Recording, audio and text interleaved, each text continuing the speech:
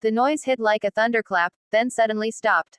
For a split second, Yankee Stadium fell into an eerie silence, the kind that only arrives when something unbelievable is unfolding. No one could understand it at first. No one could process how, in a place built on legends and comeback miracles, the Dodgers had just detonated the night open with a storm that felt almost unreal.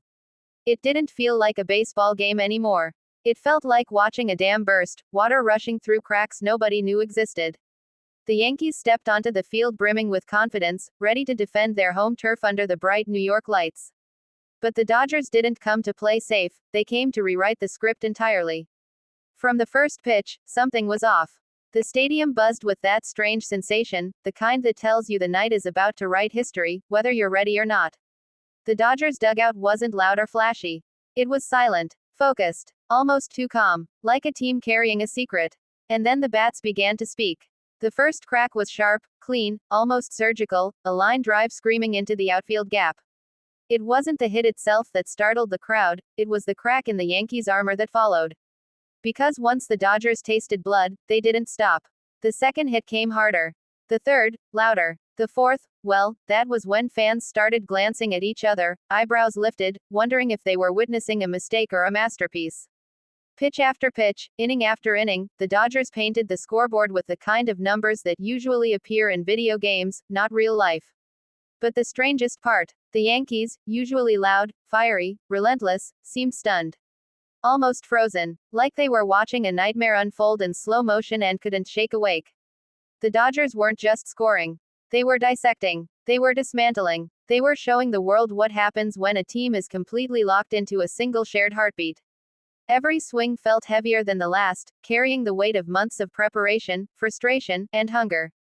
The outfielders chased balls that sailed far beyond their reach, turning only to watch the crowd erupt in disbelief as another run crossed the plate. The Yankee fans tried to roar. They tried to stir energy back into their team. But each attempt was swallowed by yet another Dodgers hit that felt like a hammer shattering glass. The scoreboard ticked upward almost mockingly, 6, 8, 10, 12. And still, the Dodgers didn't pull back. Some called it dominance. Some called it disrespect. But on the field, it wasn't arrogance, it was momentum, pure and unstoppable. You could see it in their eyes, in the way they carried themselves between pitches, in the way they huddled and shouted and believed with a certainty that felt unshakable. Meanwhile, the Yankees looked lost inside their own stadium, shadows falling across their faces as the innings grew heavier. An 18-2 lead isn't a lead. It's a storm swallowing the coastline. But the magic of the moment wasn't the blowout. It was the emotion threading through every second. Kids in the stands screamed with joy, watching the Dodgers unleash chaos.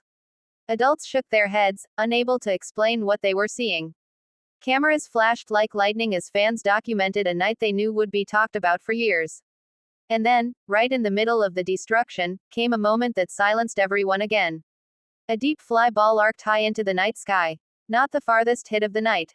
Not the loudest. But it hung there, suspended against the glow of the stadium lights, as if time itself stopped to watch.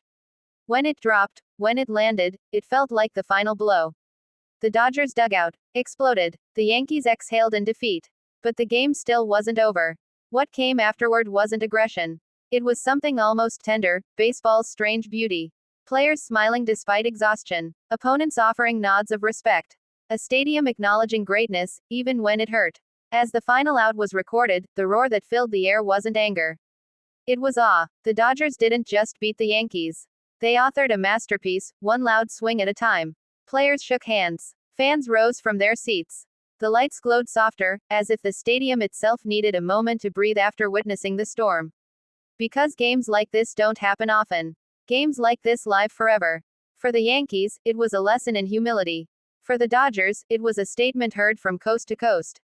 But for everyone watching, whether in the stands, on their couches, or through glowing screens, it was a reminder that baseball is unpredictable, ruthless, beautiful, and absolutely alive.